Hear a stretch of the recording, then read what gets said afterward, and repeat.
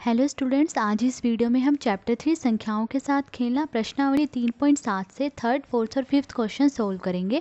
और अगर आपने अभी तक मेरे चैनल को सब्सक्राइब नहीं किया है तो कर लीजिए। क्वेश्चन नंबर 3 देखिए, किसी कमरे की लंबाई, चौड़ाई और ऊंचाई क्रमशः 825 सेंटीमीटर, 675 सेंटीमीटर और 450 सेंटीमीटर है। ऐसा सबसे लंबा फीता ज्ञात कीजिए जो कमरे की तीनों विमाओं को पूरा माप ले। तो देखिए, क्वेश्चन में हमें एक कमरे की लंबाई, चौड़ाई और ऊंचाई दी गई है। तो हमें एक ऐसा लंबा फीता बताना है जो इन तीनों को माप ले, मतलब जो लंबाई को भी माप ले, चौड़ाई को भी माप ले और ऊंचाई को भी माप ले। हमें ऐसा लंबा फीता बताना है।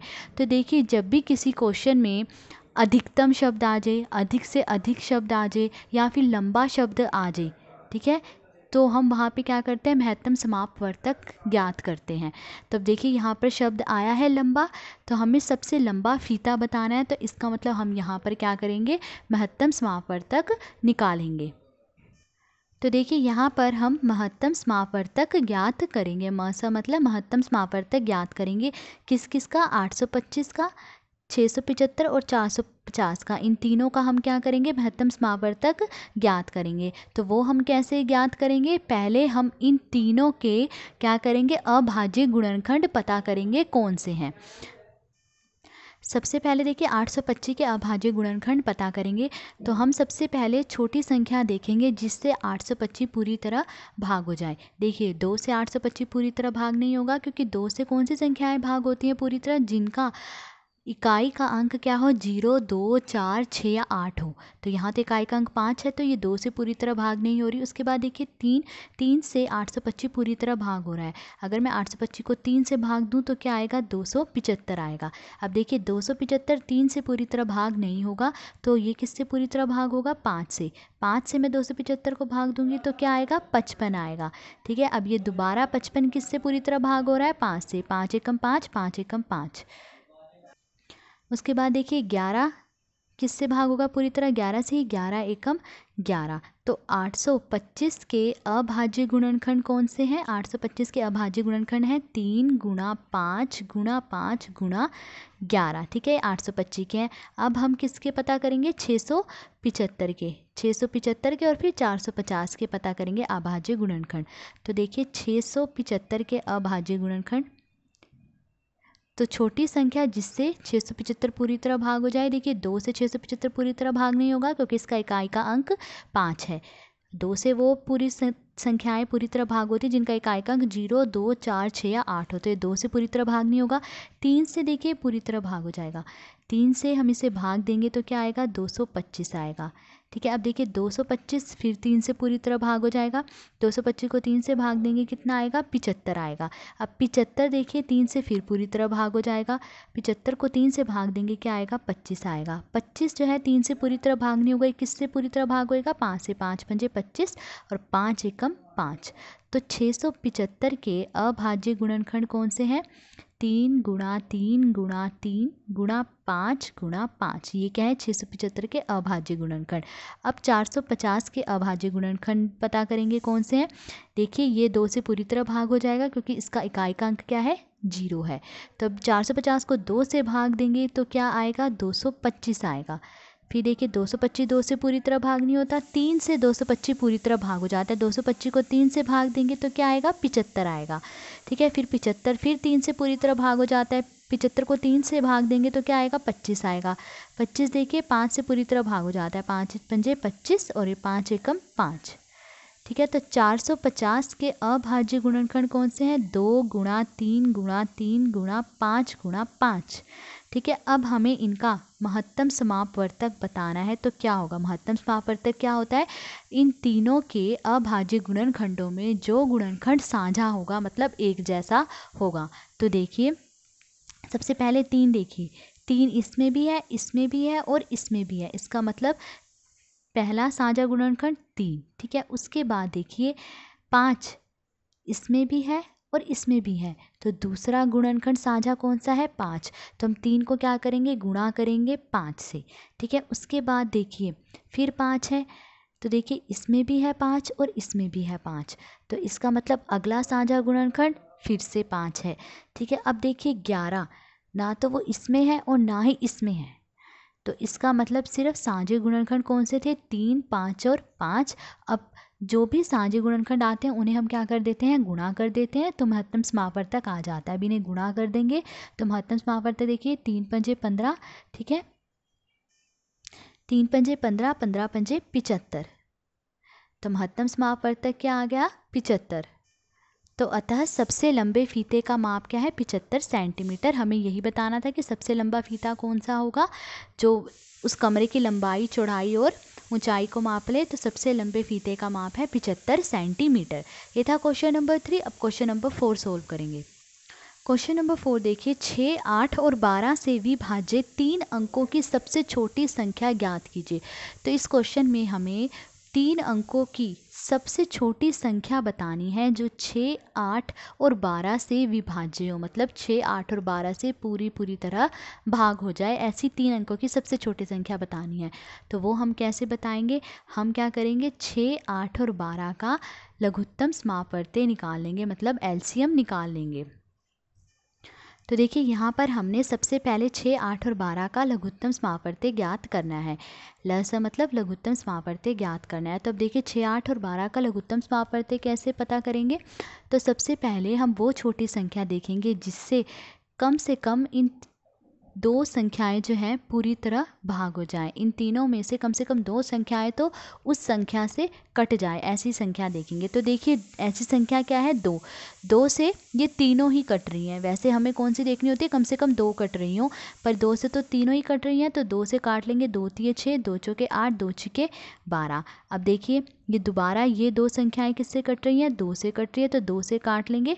2 दूनी 4, 2 तिये 6, ठीक है। अब देखिए फिर 3 और 3 2 संख्याएं हैं, ये किससे कट रही हैं, 3 से कट रही हैं। 3 एकम 3, 2 और 3 एकम 3, ठीक है।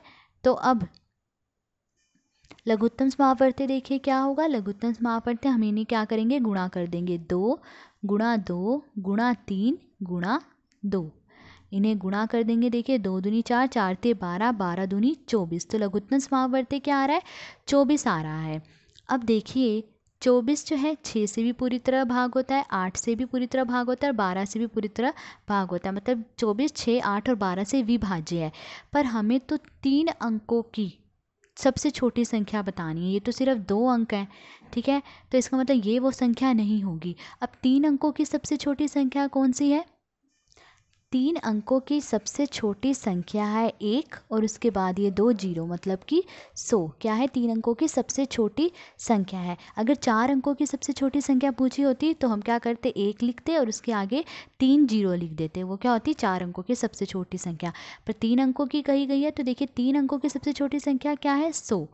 तो अब देखिए अगर ये 100 24 से पूरी तरह भाग हो जाता है, ठीक है, तो इसका मतलब 100 ही वो संख्या है जो कि 6, 8 और 12 से पूरी तरह भाग हो रहा है। पर अगर 100 24 से पूरी तरह भाग नहीं होगा तो देखिए क्या करेंगे।